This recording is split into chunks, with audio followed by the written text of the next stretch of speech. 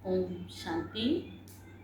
आज 9/7/2025 की मुरली है। मुरली में एक मीठे बाबा के महावाक्य हैं।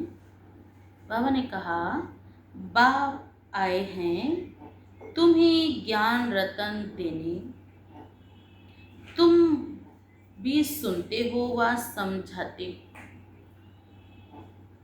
ये ज्ञान रतन ज्ञान सागर के सिवाय और कोई दे ना सके। बाबा ने कहा कि तुम बाप द्वारा ज्ञान रतन सुनते हो।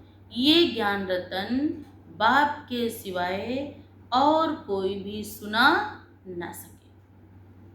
प्रश्न है, आत्मा की वैल्यू कम होने का मुख्य कारण क्या है?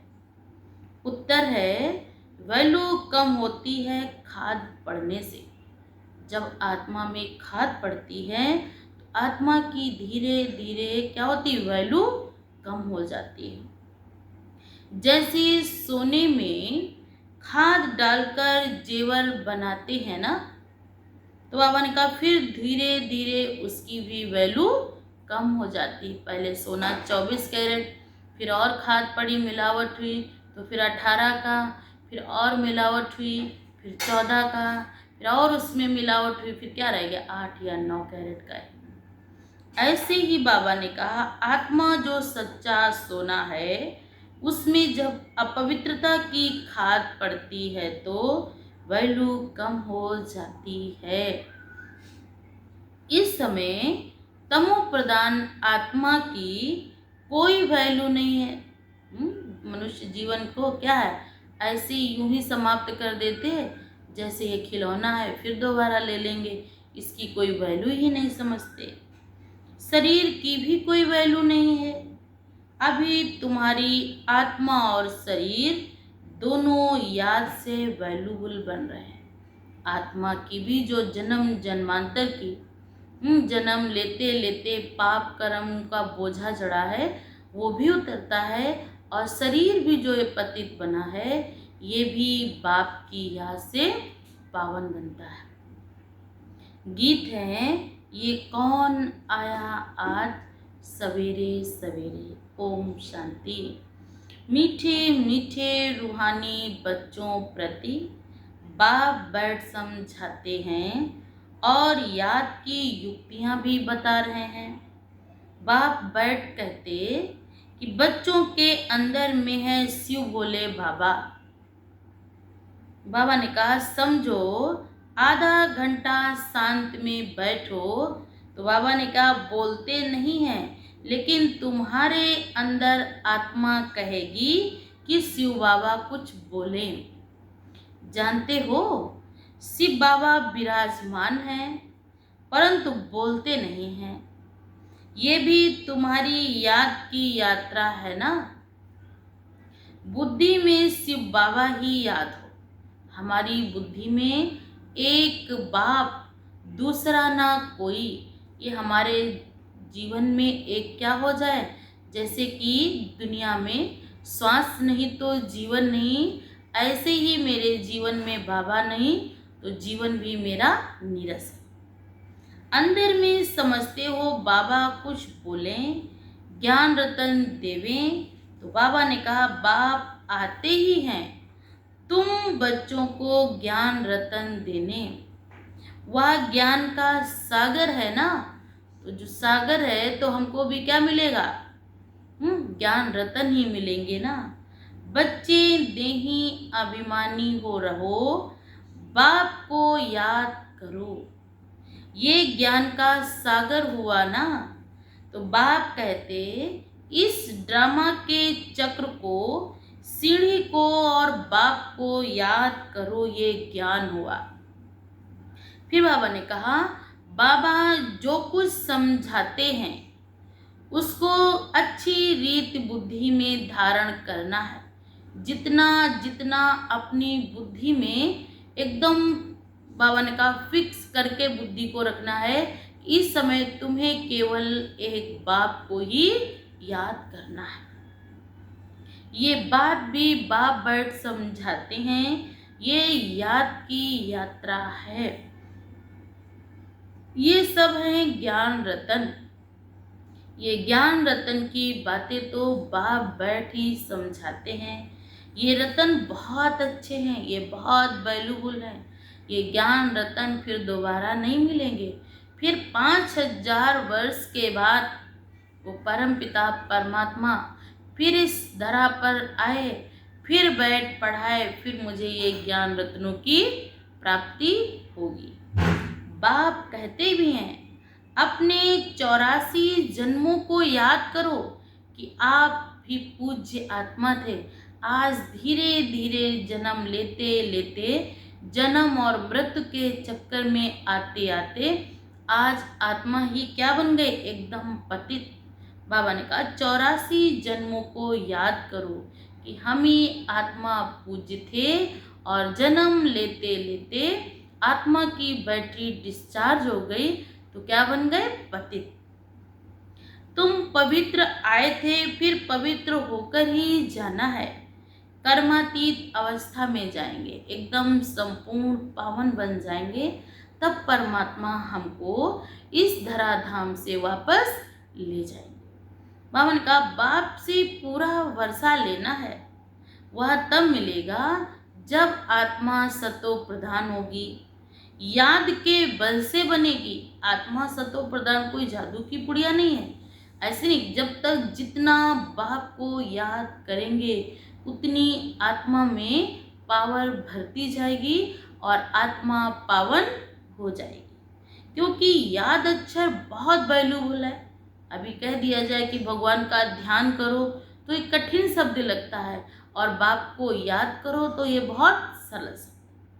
आत्मा में ही धारणा होती है।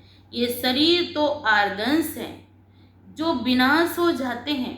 ये क्या है, शरीर तो में के हाथ पैर ये सब क्या है, जैसे ही शरीर से आत्मा निकली वैसे ही सब कुछ क्या कहा, मिट्टी हो जाएगा। जो विनाश को हो जाते हैं, संस्कार अच्छे बुरे आत्मा में रहते वही आत्मा के साथ जाते हैं, आत्मा में भर जाते हैं। बाप में भी संस्कार भरे हुए हैं, भगवान के अंदर भी संस्कार भरे। वो प्रेम का सागर है, क्षमा का सागर है। वो क्या करता, काल के भी पंजे से छुड़ाने वाला है। तो भगवान के अलग संस्कार हैं और हम आत्माओं के अलग हैं। सृष्टि के आदि मध्य अंत की नॉलेज है ना, परमात्मा में सृष्टि के आदि मध्य अंत की नॉलेज है। इसीलिए उनको क्या कहा गया, ज्ञाता भी कहते हैं, उनको नॉलेजफुल भी कहते हैं।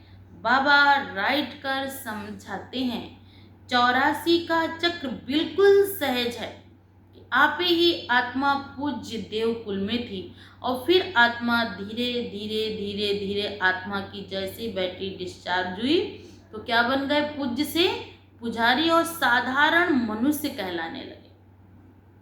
84 का चक्र बिल्कुल सहज है, और अभी 84 का चक्र भी पूरा हुआ। अब ये लास्ट 84वां जन्म है। अभी हमको वापिस बाप के पास जाना है। अब हम सब आत्माओं को वापस अपने बाप के पास चलना है। कहते हैं ना, बाप के पास जाना है, मैली आत्मा तो वहाँ जा ना सके। तुम्हारी आत्मा पवित्र हो जाएगी तब शरीर छूट जाएगा। या तो आत्माओं को सजाएं खानी पड़ेंगी तो पावन बनेंगी, या फिर बाप की याद करते जाएंगे तो आत्मा पावन होती जाएगी। क्योंकि वहाँ पर कोई भी अशुद्ध अपवित्र आत्मा जा नहीं सकती। शरीर छूट जाएगा, पवित्र शरीर तो यहाँ मिल ना सके। अब कोई कहे कि मैं पावन हूँ तो नहीं, बाबा ने कहा इस संसार में तमो प्रधान तमोगुणी दुनिया में कोई भी पावन नहीं है। बाबा ने कहा इससे वैराग्य हो रहा ना, आत्मा फिर पवित्र बनेगी, फिर हमें भविष्य में पवित्र शरीर मिलेगा। तो बाप कहते हैं सतयुग में हम आत्मा और शरीर दोनों ही पवित्र होते हैं। इस समय तुम्हारी आत्मा भी अपवित्र है और शरीर भी अपवित्र है। तो बाबा ने कहा शरीर भी अपवित्र है, जैसे सोना होगा वैसा ही तो जेवर होगा। जब आत्मा अपवित्र है तो बाबा ने कहा शरीर भी कैसा मिलेगा, अपवित्र मिलेगा।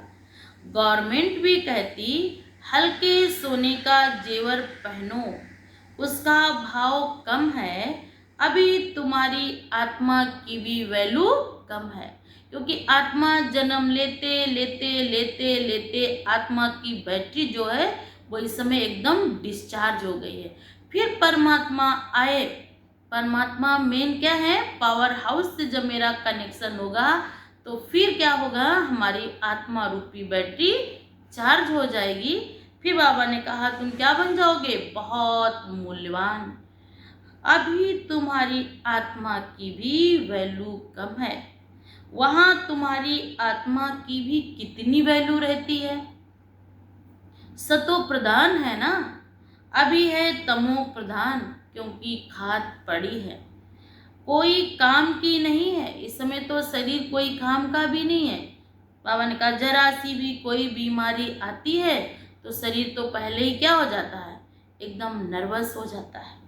वहाँ आत्मा पवित्र है तो बहुत वैल्यू है। देव देव समान मनुष्य आत्माओं का जन्म होगा। वहाँ पर हर नारी देवी के समान होगी और जीवन कितना अनमोल होगा, बात मत पूछो। बाबा ने कहा अभी तो जीवन की कोई वैल्यू नहीं, मरने और मारने में जरा भी देरी नहीं करते। कहाँ शरीर में क्या क्या हो जाता है। बाप बैठ समझाते आत्मा को पवित्र बनाओ, फिर शरीर भी पवित्र मिलेगा।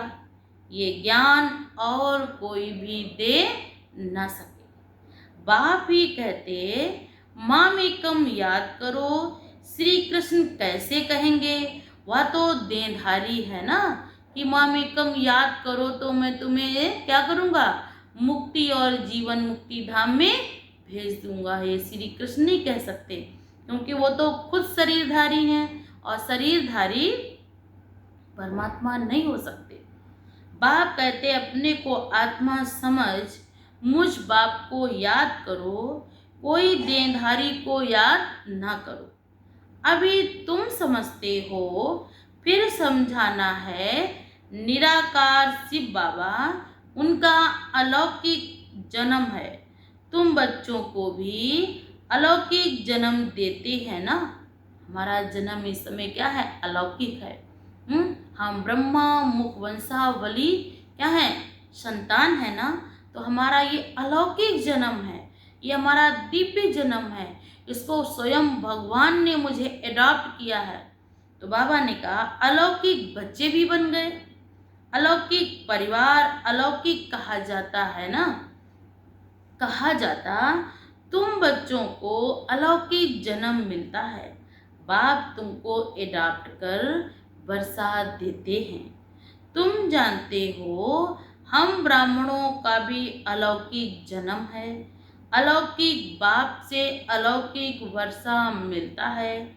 ब्रह्मा कुमार कुमारियां बगैर और कोई स्वर्ग का मालिक बना ना सके, क्योंकि परमात्मा ने उनको ही स्वर्ग का रास्ता बताया है, उनको ही ये ज्ञान समझाया है, उनको ही ये पढ़ाई पढ़ाई है। क्योंकि जो जिस चीज़ की पढ़ाई पढ़ते हैं वो वही बनते हैं ना। इंजीनियरिंग पढ़ेंगे तो इंजीनियर बनेंगे, बैरिस्ट्री पढ़ेंगे तो बैरिस्टर बनेंगे। तो हम लोगों को पढ़ाई परमात्मा पढ़ा रहा ऊंच श्रेष्ठ देव प्राप्ति की, तो हम ही आत्मा क्या बनेंगे, देवी और देवता। मनुष्य कुछ भी नहीं समझते, तुमको बाप कितना समझाते हैं। आत्मा जो अपवित्र बनी है वह सिवाय याद के पवित्र नहीं बन सकती। कितना भी कोई कह ले कि हमने वेद शास्त्र उपनिषद पढ़े, लेकिन बाबा ने कहा कोई भी पवित्र नहीं बन सकती जब तक परमात्मा स्वयं आकर इस धरा धाम पर जो ज्ञान समझाते हैं, ये जो नॉलेज देते हैं आत्मा को, उसके जन्मों की कहानी सुनाते हैं। जब तक आत्मा ज्ञान को धारण न करे तब तक वो आत्मा पावन बन नहीं सकती है। बड़े बड़े महात्मा, साधु, संत, वेदाचार, शंकराचार्य सृष्टि पर आए, बहुत अखंड तपस्या की, एक पैर पर भी खड़े रहे, लेकिन लास्ट में उन्होंने भी यही कहा कि परमात्मा नेति नेति है। क्योंकि परमात्मा को जब तक यथार्थ रीत नहीं हम याद करेंगे, और परमात्मा ने कहा भी है, मैं जब तब व्रत नियम धर्म से मैं प्राप्त होने वाला नहीं हूँ। मैं इस धराधाम पर स्वयं मनुष्य तन का आधार लेकर मैं आता हूँ, और मैं आदि मध्य अंत का ज्ञान बैठ समझाता हूँ। जो मनुष्य आत्माएं मुझे यथार्थ रीत याद करती हैं, उन आत्माओं को मैं अपने साथ वापस मुक्ति और जीवन मुक्ति धाम में ले जाता हूँ। ये परमात्मा निराकार का वायदा है, और वो अपना वायदा निभाने आते हैं। बाप ने कहा भी है, सजाएं खानी पड़ेंगी, नहीं पावन बनेंगे तो सजाएं खानी पड़ेंगी। सारी दुनिया की मनुष्य आत्माओं को पवित्र बनाकर फिर वापस ले जाएंगे, शरीर नहीं जाएंगे ना। बाप कहते भी हैं, अपने को आत्मा समझना मुश्किल लगता है ना। धंधा आदि में वह अवस्था थोड़ी रहती है, घड़ी घड़ी अवस्था बनती और बिगड़ती है। बाप कहते हैं, अच्छा अपने को आत्मा नहीं समझते हो तो शिव बाबा को याद करो, धंधा आदि करते यही मेहनत करो कि मैं आत्मा इस शरीर से काम करती हूँ। मैं आत्मा ही शिव बाबा को याद करती हूँ। आत्मा ही पहले पहले पवित्र थी, अब फिर अपवित्र बनी है। यही मेहनत है, इसमें बड़ी जबरदस्त कमाई है। यहाँ कितने भी साहूकार हों, अरब खरब पति हों, बाबा ने कहा फिर भी सुखी नहीं है। कोई ना कोई उनके जीवन में दुख जरूर लगा पड़ा है। सबके सिर पर दुख है, पाप कर्मों का बोझा है। बड़े बड़े राजाएं, प्रेसिडेंट आदि आजकल हैं, उनको भी मार देते हैं। उनको भी डर है कहीं कोई ऐसा ना हो मुझे मार दे। विलायत में क्या क्या होता है, साहूकारों पर, राजाओं पर तो मुसीबत ही है। उनके साथ गनर, बॉडीगार्ड रहते हैं, क्योंकि उन्हें डर है कि कहीं मुझे कोई मार न दे। वो ना तो चैन से सोते हैं, ना ही चैन से खाते हैं। उन्हें चिंता है कहीं कुछ इसमें मिला तो नहीं दिया, ना ही कहीं चैन से घूम सकते हैं। ऐसा तो नहीं कोई यहाँ पर मेरा दुश्मन हो मुझे मार दे। यहाँ भी तो जो राजाएं हैं वो अब प्रजा बन गए हैं। राजाओं पर फिर कितना प्रजा का राज्य हो गया है। ड्रामा में ऐसे ही नूंद है, पिछाड़ी में ही ये हाल होता है। बाबा ने कहा लास्ट का समय है, और पिछाड़ी में ही दर्द, चिंता, मुसीबत, दुख सब, तो ये लास्ट का समय है। इस समय सब क्या है, दर्द में है, चिंता में है। ये हाल होता है, बहुत ही आपस में लड़ते रहेंगे। ऐसे हुआ था, तुम गुप्त वेश में दिल व जान, सिकवा प्रेम से अपना सुख गंवा दिया। राज्य लेते हो ना तो तुमको पहचान भी मिली है। हम तो मालिक थे, सूर्यवंशी देवताएं थे, अभी फिर बनने के लिए पुरुषार्थ कर रहे हैं। क्योंकि यहाँ तुम सत्यनारायण की कथा सुनते हो। बाप द्वारा हम नारायण से नर से नारायण और नारी से लक्ष्मी कैसे बने, ये बाप आकर राजयोग बैठ समझाते हैं। भक्ति मार्ग में ये कोई और बातें सिखला ना सके। मनुष्यों को बाप, टीचर, गुरु नहीं कहेंगे, लेकिन परमात्मा को कहते हैं तुम्हें वो माता च पिता, तुम्हें वो बंधु चसखा तुम्हें। बाप बैठ कहते हैं, कितनी पुरानी कहानियाँ बैठ सुनाते हैं। अब तुम बच्चों को 21 जन्म विश्राम पाने के लिए पावन जरूर बनना है। आत्मा सतयुग में क्या करेगी? विश्राम करेगी। तो विश्राम करने के लिए क्या करना है? पावन तो बनना है ना। बाप कहते हैं अपने को आत्मा समझो, आधा कल्प तो ड्रामा अनुसार देही अभिमानी हो रहते हो। अब देही अभिमानी बनना है, ड्रामा अनुसार अब पुरानी दुनिया को बदल नया बनना है। दुनिया तो एक ही है, पुरानी दुनिया से फिर नई दुनिया में नया भारत था, तो उसमें देवी देवता थे। कैपिटल भी जानते हो ना, हमारी राजधानी कहाँ होगी? और का अभी भी है यमुना के कंठे पर दिल्ली, और बाबा ने कहा सतयुग में भी वहीं होगी। जिसको हम परिस्तान भी कहते हैं, स्वर्ग भी कहेंगे। वहाँ नेचुरल ब्यूटी रहती है, आर्टिफिशियल नहीं कि गए तो वहाँ से ऐसा करा लिया कि चेहरा एकदम क्या हो गया, सुंदर हो गया, फिर धीरे धीरे ज्यों का तो बाबा ने कहा वहाँ पर सब कुछ नेचुरल होगा। आत्मा पवित्र बन जाती है तो शरीर भी पवित्र मिलता है। बाप कहते मैं आकर तुमको हसीन सो देवी देवता बनाता हूँ। तुम बच्चे अपनी जांच करते हो ना, हमको हसीन बनाने वाला कौन है? एक परमपिता परमात्मा। हम कोई हमारे में अवगुण तो नहीं है। याद में रहते पढ़ाई भी पढ़नी है, ये है बहुत बड़ी पढ़ाई। एक ही पढ़ाई है, उस पढ़ाई में तो कितनी किताबें आदि पढ़ते हैं। ये पढ़ाई है ऊंचे ते ऊंच पढ़ाने वाला भी एक शिव बाबा है। ऐसे नहीं कि शिव बाबा कोई इस पढ़ाई का मालिक है, ऐसा नहीं है कि परमात्मा ही आएगा तभी पढ़ाई पढ़ाएगा, वो मालिक है। नहीं, वो तो मेरा बाप है, वो नॉलेजफुल है। उसी को सृष्टि के आदि मध्य अंत का राज पता है। जब वो आए और आकर के ज्ञान समझाए तो आत्मा जब उस ज्ञान को धारण करेगी तभी आत्मा पावन श्रेष्ठ बनेगी। विश्व के मालिक तो तुम बनते हो ना।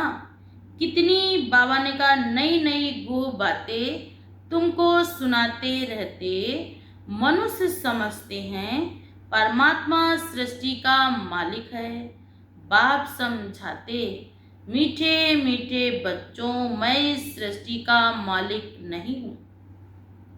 तुम मालिक बनते हो और फिर राज्य गंवाते हो, फिर बाप आकर विश्व का मालिक बनाते हैं। जो भी हमने राज्य गंवाया है तो बाबा ने कहा मैं आऊं तब आकर तुमको मैं दोबारा फिर से राज्य प्राप्त कराऊं। मूल वतन व स्थूल वतन की बात नहीं है यहाँ पर।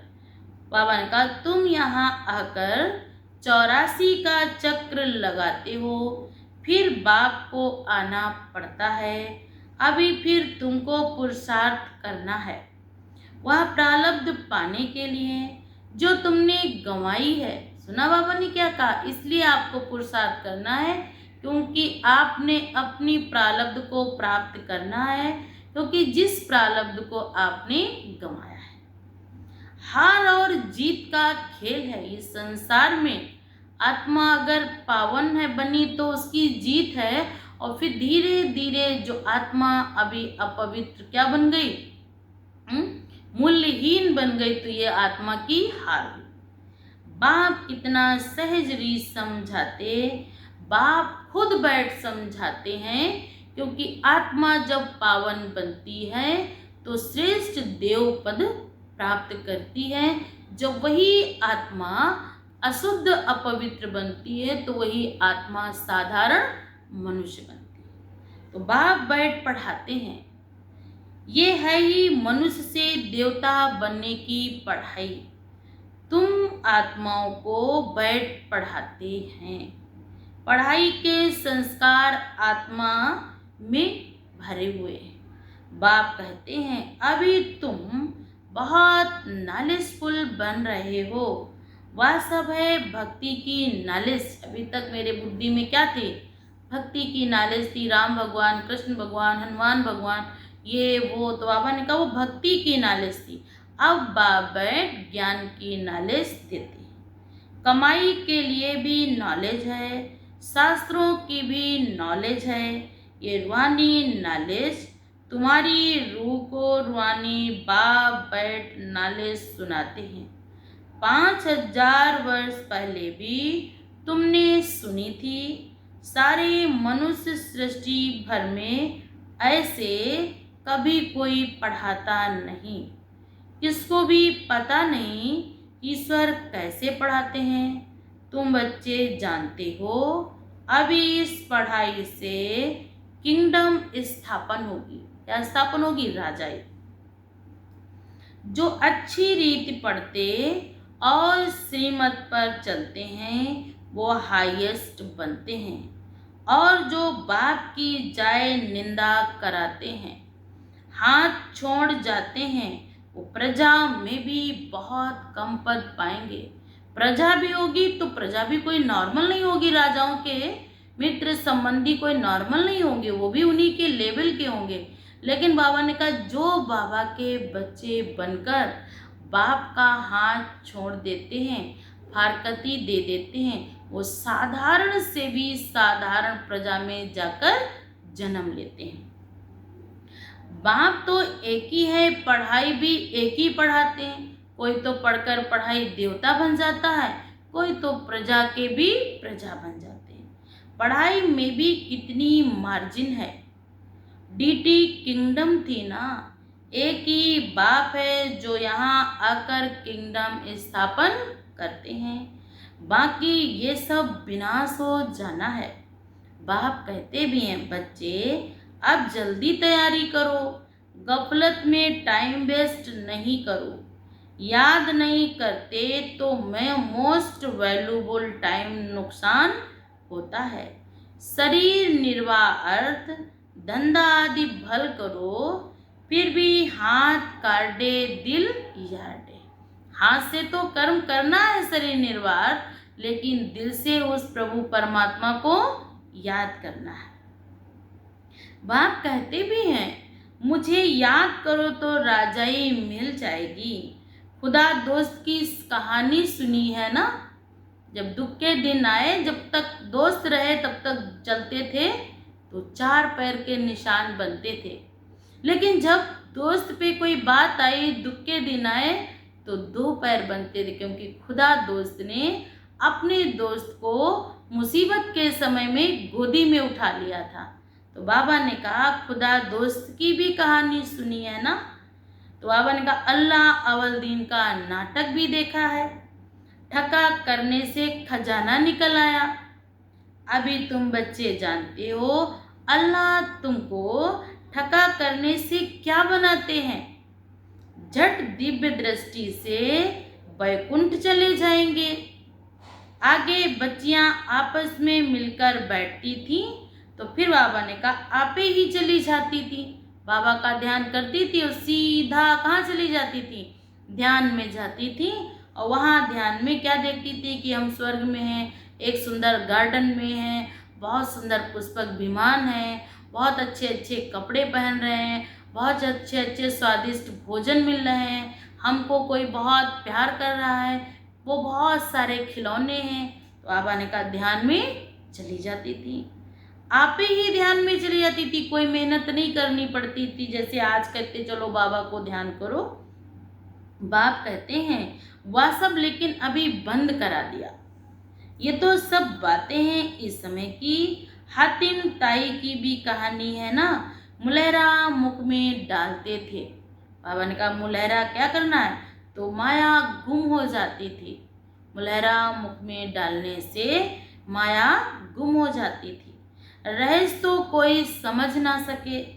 बाप कहते बच्चे मुख में मुलहरा डाल दो तो तुम शांति सागर हो।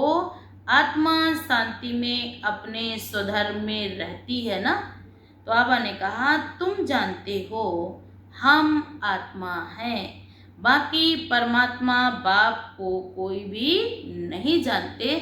जब तक परमात्मा बाप आए ना और सत्य ज्ञान पढ़ाए ना, तब तक कोई भी मनुष्य आत्मा परमात्मा के बारे में जान नहीं सकता। बाकी परमात्मा बाप को कोई भी जान नहीं सकता। कभी भी बाबा कोई पूछे बोलो वहाँ विकार का नाम नहीं है। हम वॉइसलेस वर्ड 5000 वर्ष बाबा ने कहा क्या रहे हैं। धीरे धीरे आत्मा विकार में आते आते अपवित्र बन गई, लेकिन अब बाबा आए, ज्ञान बैठ समझाए, फिर आत्मा को पावन बनाकर ले जाते हैं। बाबा ने कहा वहाँ विकार होते ही नहीं, देह अभिमान की बात ही नहीं है वहाँ। बाबा ने कहा अभिमानी देह अभिमानी अभी हैं, वहाँ होते ही हैं। मोह जीत राजा की कहानी सुनी है ना। पुरानी दुनिया से नष्टो मोहा होना है। वैराग्य तो उनको आता है जो घर बार छोड़ते हैं। तुमको तो घर बार नहीं छोड़ना है। बाप की याद में रहते ये पुराना शरीर छोड़कर जाना है। सबका हिसाब किताब चुकतू होना, कब किस घड़ी किसका समय आ जाए, कब किसका प्लेटफॉर्म स्टेशन आ जाए, कब उसकी यात्रा पूरी हो जाए, किसी को भी पता नहीं। क्योंकि सब यात्री हैं और सब ट्रेन में बैठ चुके हैं ना जीवन रूपी यात्रा में। और हर व्यक्ति की बाबा ने क्या कहा, हर एक को नहीं पता है, लेकिन टिकट में सबका कंफर्म है कि किसको कहाँ किस प्लेटफॉर्म पे उतरना है।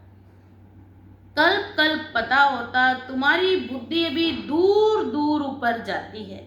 वो लोग देखते हैं कहाँ तक सागर है, सूर्य चांद में क्या है। आगे समझते थे ये देवताएं हैं, तुम कहते हो ये तो मांडवे की बत्तियां हैं। सूर्य चांद क्या है, सृष्टि के मांडवे की बत्तियां हैं। एक खेल होता है तो ये बत्तियां भी यहाँ मूल वतन सूक्ष्म वतन में होती हैं। ये खेल ही नहीं तो ये अनादि खेल चला आता, चक्र फिरता ही रहता है। तो बाबा ने कहा प्रलय होती नहीं। भारत को अविनाशी खंड कहा गया क्योंकि भारत का कभी विनाश नहीं होगा, क्योंकि भारत में भगवान आए। भगवान जिस भूमि पर एक कदम भी रखते हैं जहाँ, तो वो भूमि भी भूमि नहीं, वो क्या वरदानी भूमि हो जाती। और वरदानी चीज का कभी विनाश नहीं होता है। जलमयी होती है, पशु पक्षी आदि जो भी है सब बाकी जो है वो समाप्त तो होंगे। जलमयी होगी भारत की भूमि, लेकिन भारत की भूमि का कभी विनाश नहीं होगा। धुलाई सफाई शुद्धता सब होगी, लेकिन कहो विनाश हो जाए वो नहीं होगा। पशु पक्षी आदि सब है, बाकी जो खंड है सब सतयुग त्रेता में नहीं रहते। तुमने जो कुछ दिव्य दृष्टि से देखा वह फिर प्रैक्टिकल में देखेंगे। जो साक्षात्कार किया वो बाबा ने कहा प्रैक्टिकल में भी देखेंगे। प्रैक्टिकल में तुम वैकुंठ में जाकर राज्य करेंगे, जिसके लिए पुरुषार्थ करते रहते हो। फिर भी बाप कहते याद की बड़ी मेहनत है, माया याद करने नहीं देती है। बहुत प्यार से बाप को याद करना है। अज्ञान काल में भी प्यार से बाप की महिमा करते थे ना। हमारा फलाना ऐसा था, फलाने मर्तबे वाला था। अभी तुम्हारी बुद्धि में सारा सृष्टि चक्र बैठा हुआ है। सार बाप बैठ समझाते ये नाले फुल है, वहाँ रूहों का सिजरा है। कहाँ, परम धाम में। यह है great great grand father Brahma. फिर है तुम्हारी बिरादरी। सृष्टि तो चलती है ना। बाप बैठ समझाते हैं बच्चे, नर से नारायण बनना है तो तुम्हारी जो कथनी है वही करनी है। पहले अपनी अवस्था को देखना। बाबा हम तो आपसे पूरा वर्षा लेकर ही छोड़ेंगे। वह तो चलन भी चाहिए। एक ही पढ़ाई है नर से नारायण बनने की। ये बाप बैठ तुमको पढ़ाते हैं और कोई खंड नहीं है, केवल एक ही खंड है। तुम पवित्र राजाएं बनते हो, फिर बगैर लाइट वाले। इस समय सब अपवित्र राजाएं हैं। मंदिर बनाकर पूजा करते हैं, अभी तुम ये बातें पढ़ रहे हो। टीचर स्टूडेंट को भूलते नहीं हैं। बाप कहते हैं माया भुला देती, माया पर दोष रख देते हो। याद तो तुमको करना है ना। मुख्य टीचर है एक, बाप कहते नायब टीचर बने हैं ना। बाप को भूल जाते हो। अच्छा, टीचर को याद करो। तुमको 3 चांस दिए, एक भूले तो दूसरे को याद करो। बाबा ने कहा तुमको चांस पे चांस दिए हैं। अच्छा, मीठे मीठे सिकिल्दे बच्चों प्रति माता पिता बाप दादा का याद प्यार और गुड मॉर्निंग। रूहानी बाप की रूहानी बच्चों को नमस्ते। हम सब रूहानी बच्चों की तरफ से रूहानी माता पिता बाप दादा को याद प्यार और गुड मॉर्निंग, नमस्ते नमस्ते नमस्ते। धारणा के लिए मुख्य सार है, नंबर 1, बाप से पूरा वर्षा लेने के लिए जो कथनी हो वही करनी हो, इसका पुरुषार्थ करना है, मोहजित बनना है। नंबर 2, सदा याद रहे कि हम शांति के सागर के बच्चे हैं, हमें शांति में रहना है।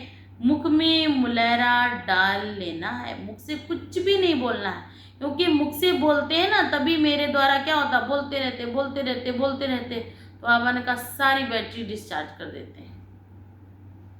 गफलत में अपना टाइम वेस्ट नहीं करना, शांति में बैठकर शांति सागर को याद करना है। वरदान है, संगठन रूपी किले को मजबूत बनाने वाले सर्व के स्नेही संतुष्ट आत्मा भव। आज का भावार्थ है, संगठन की शक्ति विशेष शक्ति है। एक मत संगठन के किले को कोई भी हिला नहीं सकता है। बाबा ने कहा लेकिन इसका आधार है एक दो के स्नेही बन, सर्व को रिगार्ड देना। संगठन अगर अपना मजबूत बनाना है तो किसी की कमी नहीं देखनी है, सबका सम्मान करो, सबकी जो विशेषताएं हैं उन विशेषताओं को याद दिलाओ और आगे बढ़ने के लिए कहो भगवान ने तुम्हें चुना है, तुम विशेष विशेष आत्मा, उनकी विशेषताओं का वर्णन करो।